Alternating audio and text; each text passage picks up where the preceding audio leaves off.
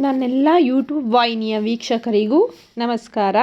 ಹಾಗೆಯೇ ಮೇಘಾ ವಿನಯ್ ಬ್ಲಾಗ್ಸ್ಗೂ ವೆಲ್ಕಮ್.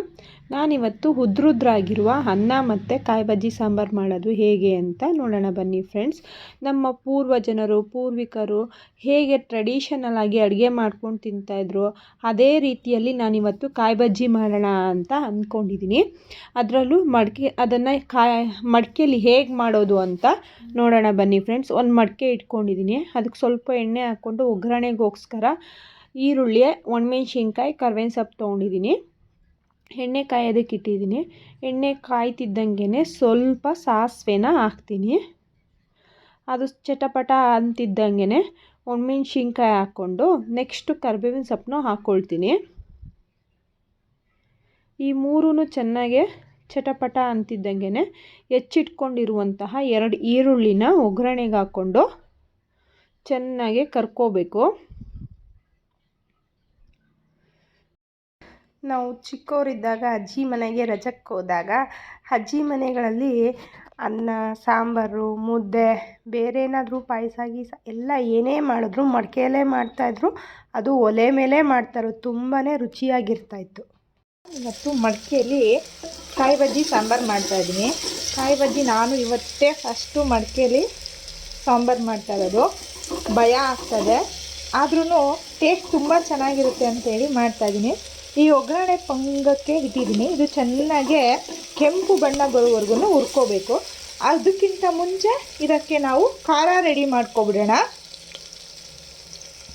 ನಮ್ಮ ಅಜ್ಜಿ ಎಲ್ಲ ಒಲೆಯಲ್ಲಿ ಈರುಳ್ಳಿ, ಬೆಳ್ಳುಳ್ಳಿನ ಸುಟ್ಕೊಂಡು ಬಸ್ಸಾಂಬಾರಿಗೆ, ಕಾಯಿ ಬಜ್ಜಿಗೆ ಇದಕ್ಕೆಲ್ಲ ಹಾಕ್ತಾಯಿದ್ರು. ನೆನಪಾಯಿತು, ನಾನು ಸಹ 2 ಈರುಳ್ಳಿ, 4 ಬೆಳ್ಳುಳ್ಳಿನ ಒಲೆಗೆ ಹಾಕಿ ಚೆನ್ನಾಗೆ ಸುಟ್ಕೊಂಡು ಅದನ್ನು ಈ ರೀತಿ ನೀರು ಹಾಕ್ಕೊಂಡು ತುಂಬ ಕ್ಲೀನಾಗಿ ಚೆನ್ನಾಗಿ ತೊಳ್ಕೊಬೇಕು.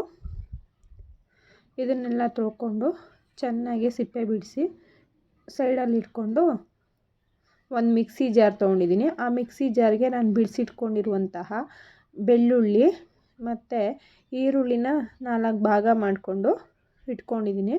ಆ ಈರುಳ್ಳಿ, ಒಂದು ಬೋಲ್ ಕಾಯಿ, ಒಂದು ಬೋಲ್ ಅಂದರೆ ಒಂದು ಅರ್ಧ ತೆಂಗಿನಕಾಯಿ ಹೋಳು, ಅದರಲ್ಲಿ ಅರ್ಧ ತೆಂಗಿನಕಾಯಿ ತೊಗೊಂಡಿದ್ದೀನಿ.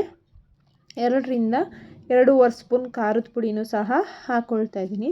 ಸ್ವಲ್ಪ ಜೀರಿಗೆ, ಎಳ್ಳು ಬೇಕಾದರೆ ಹಾಕ್ಕೋಬೋದು, ಬೇಡ ಅಂದರೆ ಸ್ಕಿಪ್ ಮಾಡ್ಬೋದು ಫ್ರೆಂಡ್ಸ್. ಇದನ್ನು ಚೆನ್ನಾಗಿ ಮಿಕ್ಸಿ ಗ್ರೈಂಡರಲ್ಲಿ ಮಿಕ್ಸ್ ಮಾಡಿಕೊಂಡು ಒಗ್ಗರಣೆ ಕೆಂಪುಗಾಗಿರುತ್ತಲ್ಲ ಅದಕ್ಕೆ ನಾವು ಹಾಕ್ಕೋಬೇಕು. ಈ ರೀತಿ ಕೆಂಪುಗಾಗಿರಬೇಕು ಒಗ್ಗರಣೆ. ನಾನು ಮಾಡ್ತಾ ಇರುವಂತಹ ಕಾಯಿ ಬಜ್ಜಿ ಸಾಂಬಾರು ನಿಮಗಿಷ್ಟ ಆಯಿತು ಅಂದರೆ ಮೇಘಾ ವಿನಯ್ ಬ್ಲಾಗ್ಸ್ನ ಮರೀದೆ ಸಬ್ಸ್ಕ್ರೈಬ್ ಮಾಡಿ, ಹಾಗೆ ಬೇರೆಯವ್ರಿಗೂ ಶೇರ್ ಮಾಡಿ, ಲೈಕ್ ಮಾಡಿ ಫ್ರೆಂಡ್ಸ್.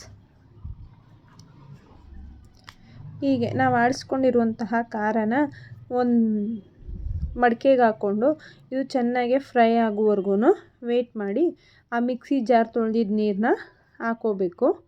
ಇದು ಚೆನ್ನಾಗೆ ಮಳ್ಳಬೇಕು ಫ್ರೆಂಡ್ಸ್. ಮಳ್ತಿದ್ದಾಗೇ ಸ್ವಲ್ಪ ಅದಕ್ಕೆ ಹುಣಸೆ ಹುಳಿನ ಉನಿ ಇಟ್ಕೊಂಡಿರಬೇಕು.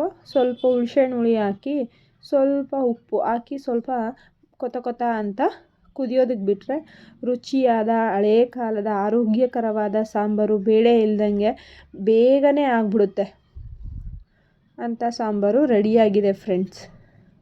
ಈ ರೀತಿ ಕುದಿಸಿ ಈ ಥರ ಮಳ್ಳುವರೆಗೂ ಕೊತ ಅಂತ ಕುದಿಬೇಕು. ಲಾಸ್ಟ್ ಒಂಚೂರು ಕೊತ್ತಂಬರಿ ಸೊಪ್ಪು ಹಾಕಿದ್ರೆ ನಾವು ಮಾಡಿದಂತಹ ಕಾಯಿ ಬಜ್ಜಿ ಸಾಂಬಾರು ರೆಡಿ ಆಯಿತು ಫ್ರೆಂಡ್ಸ್.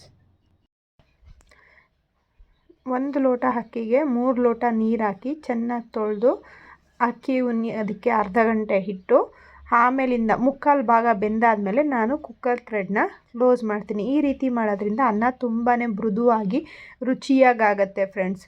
ಒಂದು ಸಲ ಟ್ರೈ ಮಾಡಿ ನೋಡಿ.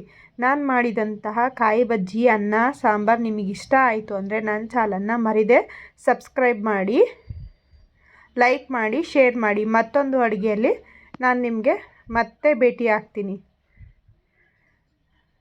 Thank you. ಕೊನೆವರೆಗೂ ನನ್ನ ವಿಡಿಯೋನ ವಾಚ್ ಮಾಡಿದ್ದಕ್ಕೆ ಥ್ಯಾಂಕ್ ಯು ಸೋ ಮಚ್.